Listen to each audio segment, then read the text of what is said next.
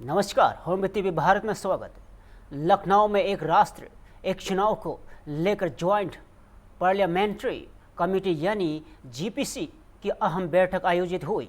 पूर्व केंद्रीय मंत्री अनुराग ठाकुर की मौजूदगी में हुई इस बैठक में उत्तर प्रदेश सरकार के कई वरिष्ठ आईएएस और आईपीएस अधिकारी शामिल हुए और संविधान 129वां संशोधन और विधेयक 2024 के तहत जेपीसी के स्टडी विजिट के दौरान मुख्य सचिव, डीजीपी, मुख्य निर्वाचन अधिकारी और विभिन्न विभागों के अधिकारियों से विस्तृत चर्चा की गई। और अनुराग ठाकुर ने कहा है कि वन नेशन वन इलेक्शन से संसाधनों की बचत होगी और बार बार लागू होने वाले आचार संहिता की बधाई कम होगी और शासन व्यवस्था में अधिक निरंतरता आएगी। उन्होंने उत्तर प्रदेश के सभी स्टॉक होल्डर्स की रचनात्मक भागीदारी भी सराहना की।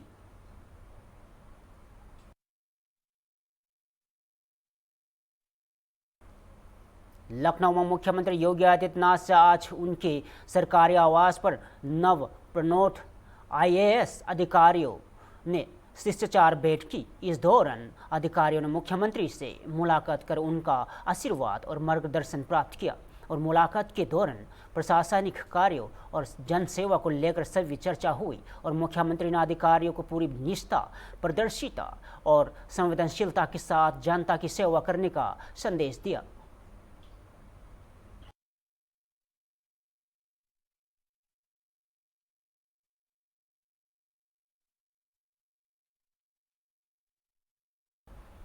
दिल्ली में दंगों के एक मामले में ताहिर हुसैन को दोषी ठहराए जाने के बाद सियासी बयानबाजी तेज हो गई है।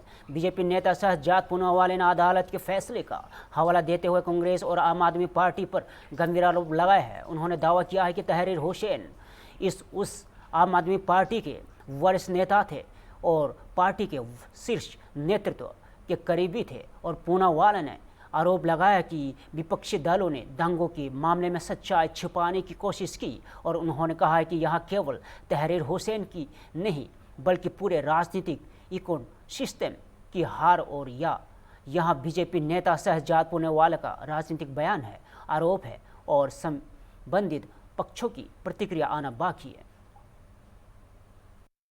मनस्य फैलाने और घातक हथियारों के साथ दंगा करने का दोषी माना है। सत्यमेव जयते। आज ये स्पष्ट हो चुका है कि जो दिल्ली में दंगे हुए दरअसल वो हिंदू विरोधी नरसंहार था। वो ऑर्गेनिक नहीं ऑर्गेनाइज था, स्पॉन्टेनियस नहीं स्पॉन्सर्ड था। और दुख की बात है कि आम आदमी पार्टी, कांग्रेस और उनका पूरा इकोसिस्टम इसमें शामिल था, क्योंकि ताहिर हुसैन उस समय पर आम आदमी पार्टी के बहुत वरिष्ठ नेता थे। केजरीवाल, संजय सिंह के साथ उठना बैठना था और जब उसको गिरफ्तार किया गया तो संजय सिंह और अमानतुल्लाह खान ने केजरीवाल के इशारे पे प्रेस कॉन्फ्रेंस करके उसका बचाव किया। तो इसका मतलब कि आम आदमी पार्टी भी इस प्रकार से इस पूरे हिंदू विरोधी नरसंहार के ऊपर पर्दा डालने की कोशिश कर रही थी। कांग्रेस ने एक कदम आगे बढ़ के उमर खालिद और शर्जील का भी बचाव किया। तो ये वही लोग हैं जो दंगाई बचाते हैं, ये अफजल और याकूब जैसे आतंकी बचाते हैं और हिंदुओं से जो नफरत करते हैं, इसलिए हिंदू विरोधी नरसंहार को भी जस्टिफाई। पटना बिहार में बीजेपी अध्यक्ष संजय सरावगी ने मुख्यमंत्री सम्राट चौधरी के जनता दरबार कार्यक्रम की सराहना करते हुए कहा है कि मुख्यमंत्री आम लोगों की समस्याओं के समाधान को लेकर पूरी तरह प्रतिबद्ध है। उन्होंने बताया कि सरकार ने हर महीने के पहले और तीसरे मंगलवार को पंचायत स्तर पर सहायता शिविर लगाने की व्यवस्था की है। इन शिविरों में प्राप्त आवेदनों का 30 दिनों के भीतर निस्तारण सुनिश्चित किया जाएगा। और सरावगी ने कहा है कि दूसरे चरण में जिन आवेदकों को समाधान से संतुष्टि नहीं होगी, उनकी सुनवाई स्वयं मुख्यमंत्री सम्राट चौधरी करेंगे। और उन्होंने कहा है कि सरकार का उद्देश्य जनता के समस्याओं का समयबद्ध और प्रभावी समाधान सुनिश्चित करना है। जनता दरबार लगा रहे हैं जहां वो लोगों की समस्याओं का समाधान करेंगे। देखिए, माननीय मुख्यमंत्री की चिंता आम लोगों के प्रति है, कैसे आम लोगों की समस्या का निदान हो। उन्होंने प्रारंभ किया माह के प्रथम मंगलवार और तीसरे मंगलवार को पंचायतों में सहयोग शिविर लगाने का और 30 दिन के अंदर उन आवेदनों को निष्पादन करने का भी निर्णय किया। 31वें दिन वो अधिकारी सस्पेंड हो जाएंगे अगर वो निदान नहीं करेंगे। अब दूसरे चरण में जो लोग जिलों में निष्पादन से संतुष्ट नहीं है, कुछ पदाधिकारी केन प्रकारेण जो है केवल निष्पादन में रुचि रखते हैं, काम करने में रुचि नहीं रखते हैं, तो उन आवेदकों के लिए माननीय मुख्यमंत्री खुद सुनवाई करेंगे प्रत्येक माह के मंगलवार को, कि अगर वो असंतुष्ट हैं जिलों के अपने समस्या के आवेदन के निष्पादन से, तो वो सीधा मुख्यमंत्री के यहाँ प्रत्येक माह के दूसरे मंगलवार को। रुद्रप्रयाग में बद्रीनाथ धाम से जुड़े कथित चोरी के मामले में बद्रीनाथ केदारनाथ मंदिर समिति BKTC के उपाध्यक्ष विजय कुबरूवान के बयान सामने आया है। उन्होंने बताया है कि मामला सोशल मीडिया के माध्यम से सामने आने के बाद मंदिर समिति ने तुरंत 4 सदस्यीय जांच समिति गठित की। वहीं राज्य सरकार ने भी आयुक्त स्तर के अधिकारियों की टीम बनाकर जांच शुरू की है। और विजय कुबरूवान ने कहा है कि मामले में एक वैदिक सहायक का नाम सामने आया है और पुलिस ने उससे हिरासत में लेकर जांच आगे बढ़ाई है। उन्होंने कहा है कि जांच के बाद पूरी सच्चाई सामने आएगी और साथ ही भविष्य में ऐसी घटनाओं की रोकथाम के लिए मंदिर परिसर में उच्च गुणवत्ता वाले CCTV कैमरे लगाने और एक समर्पित सुरक्षा टीम गठित करने की योजना को लागू किया जाएगा। 2 तारीख को एक मामला प्रकाश में आया सोशल मीडिया के माध्यम से, और उसके त्वरित बाद मंदिर समिति ने एक टीम गठित की 4 सदस्यों की, और उसमें जांच शुरू हुई। साथ साथ सरकार ने भी एक कमिश्नर अन्य अधिकारियों के साथ एक टीम गठित की और उसमें निरंतर जांच जारी है। और जांच में एक वहाँ पर वैदिक सहायक है, उनका नाम आया है और जांच जारी है। पुलिस ने कल, सूत्रों से पता चला कि पुलिस ने कल उनको उनके घर से अरेस्ट किया है और जांच है। जांच में दूध का दूध और पानी का पानी, मैं समझता हूँ कि उसमें क्लियर हो जाएगा। देखिए, आज तक क्या हुआ क्या नहीं हुआ वो भगवान भोलेनाथ जी जानते हैं, भगवती विशाल भगवान जानते हैं। परंतु अभी हम ये चाहेंगे कि आने वाले समय के लिए वहाँ पर बहुत सुरक्षा की दृष्टि से अच्छे कैमरे लगे, पूरी सभी स्थानों पर कैमरे लगे और सुरक्षा की एक टीम भी वहाँ पर गठित करने का हमारा पूर्व से भी प्रस्ताव है और गठित की जाएगी। भगवान के प्रति करोड़ों करोड़ आस्था लोगों की है और उस आस्था। उत्तर प्रदेश भाजपा ने 2027 विधानसभा चुनाव की तैयारियां तेज कर दी है।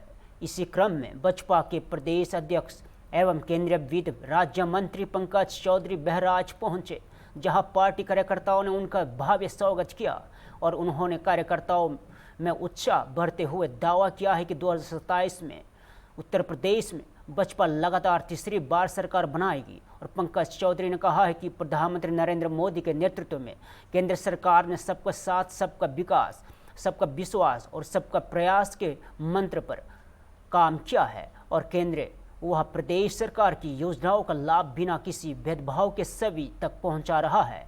वही अयोध्या के राम मंदिर में से जुड़े कथित चोरी के मामले पर उन्होंने कहा है कि सरकार ने घटना सामने आते ही SIT का गठन किया है और कई आरोपियों को गिरफ्तार किया जा चुका है। उन्होंने कहा है कि जांच में जो भी दोषी पाया जाएगा उसे किसी भी कीमत पर बख्शा नहीं जाएगा।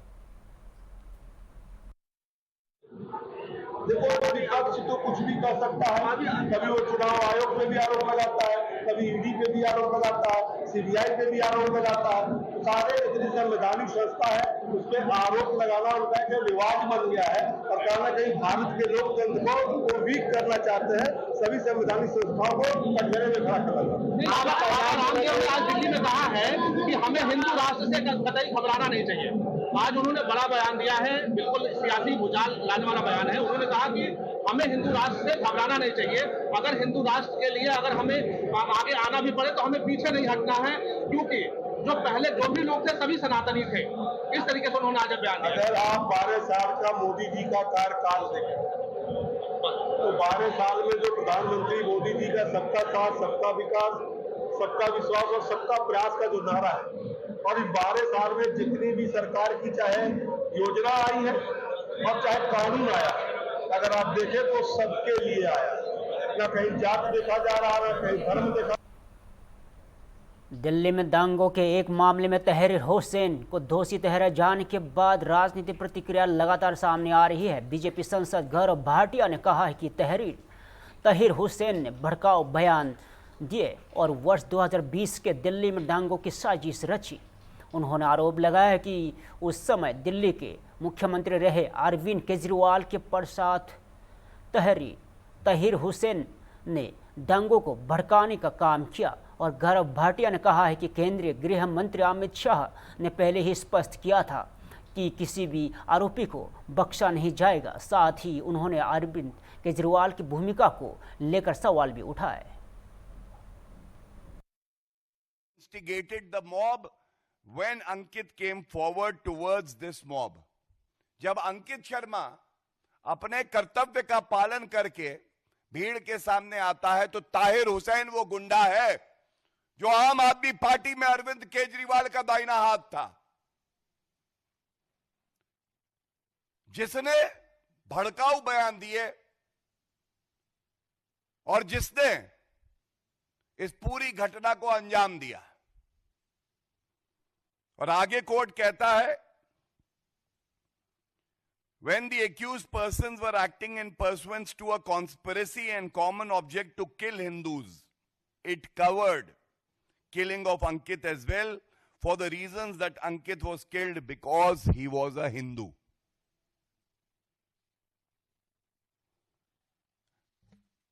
अब सवाल यह आता है कि सरकार दिल्ली में अरविंद केजरीवाल मुख्यमंत्री, उनके पार्षद ताहिर हुसैन दंगा करवाते हैं, एक आईबी ऑफिसर की हत्या करवाते हैं। और बड़ी प्रखरता से हमने इस पे प्रेस वार्ता भी करी और यह मुद्दा जनता का मुद्दा था। कोई मिट्टी का तेल लेके चल रहा था तो वो अरविंद केजरीवाल और सोनिया गांधी जी थी, जिनके ऊपर मैं अभी आऊंगा। और मुझे याद है जब संसद के पटल पर मार्च 2020 में यह मुद्दा आया। बेंगलुरु में बीजेपी के वरिष्ठ नेता रामचंद्र गौड़ा के निधन पर कर्नाटक के मुख्यमंत्री DK शिव कुमार ने गहरा शोक व्यक्त किया। और मुख्यमंत्री ने कहा है कि रामचंद्र गौड़ा ने पार्षद सहित कई महत्वपूर्ण जिम्मेदारियां निभाई और हमेशा राजनीतिक मर्यादाओं का पालन किया। उन्होंने कहा है कि पार्टी के भीतर और बाहर उनके बड़ी संख्या में समर्थक थे। और DK के शिव कुमार ने बताया कि कर्नाटक सरकार की ओर से उन्होंने दिवंगत नेता को श्रद्धांजलि अर्पित की है और उन्हें राजकीय सम्मान के साथ अंतिम विदाई दी जाएगी। उन्होंने कहा है कि रामचंद्र गौड़ा उनके शपथ ग्रहण समारोह में शामिल होना चाहते थे और ईश्वर से उनकी आत्मा की शांति की प्रार्थना की। Gowda is one of our close relatives. He has been working as a carpenter from the very downtrodden.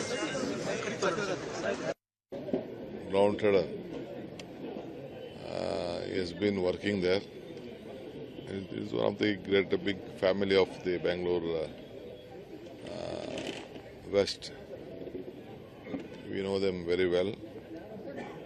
From carpenter to a graduate constituency, he has been elected for a very long time in Bangalore and served as a minister in various capacities. He never crossed the limit of political ethics. He was very to the point has been discussed. Whatever the speeches he has done in the assembly, council and assembly in various issues.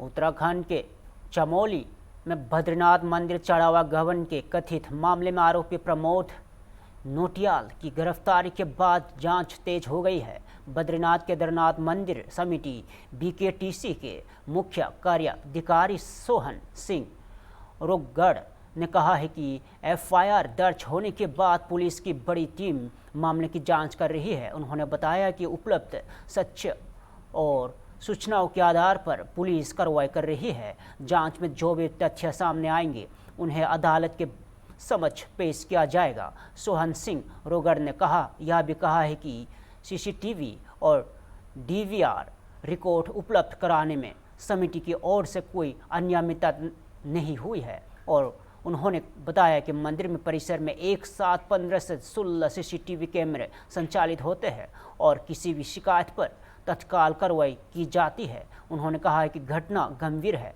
और अब पूरे मामले की जांच police कर रही है। जिस प्रकार से मामले की जांच हुई, प्रमोद नौटियाल जो है वो गिरफ्तार हुआ, लेकिन उसे जो है जुडिशियल कस्टडी में भेज दिया गया। इस न्याय को आप कैसे देखते हैं? उसके खिलाफ तमाम सबूत थे, तमाम एविडेंसेस थे, बावजूद इसके जो है जुडिशियल कस्टडी उसे हाँ, हम जानते हैं कि मुझे भी पता चला है कि उनको जो है जेल भेज दिया गया है। चूँकि इसकी जांच जो है एफआईआर के बाद जो है हमारा पुलिस विभाग की भी एक बड़ी टीम कर रही है। तो पुलिस के को हमने जो भी एविडेंस उपलब्ध कराई, चाहे सीसीटीवीज हो या अन्य जानकारी हो, तो पुलिस अपनी जांच कर रही है और जांच में जो उन्होंने पाया होगा तो उसके हिसाब से उन्होंने माननीय कोर्ट के सम्मुख रखा होगा और माननीय कोर्ट को जो भी उचित लगा होगा तो वो कोर्ट का निर्णय है। ऐसा बताया जा रहा है कि 45 दिन का जो है वो डेटा मांगा गया था, सीसीटीवी फुटेज मांगा गया था, लेकिन समिति जो है मात्र 13 दिन के फुटेजेस अवेलेबल करवा पाई है। इसको आप कैसे देखते हैं? क्या समिति जो है क्या कारण है कि वो 45 दिन के फुटेजेस जो है वो अवेलेबल मुहैया नहीं करवा पाई है? इसमें क्या था कि जो हमारा जो पुराना डीवीआर था, पुराना सीसीटीवी था, वो तो 4 टीबी का था, 4 टेराबाइट का, और उसमें 16 कैमरे लगे हुए थे। तो उसकी 4 टीबी के होने के कारण जो है चूंकि उस दौरान जो है हमारी फिलहाल के लिए इतना ही। तजर बने रहे हम भारत के साथ।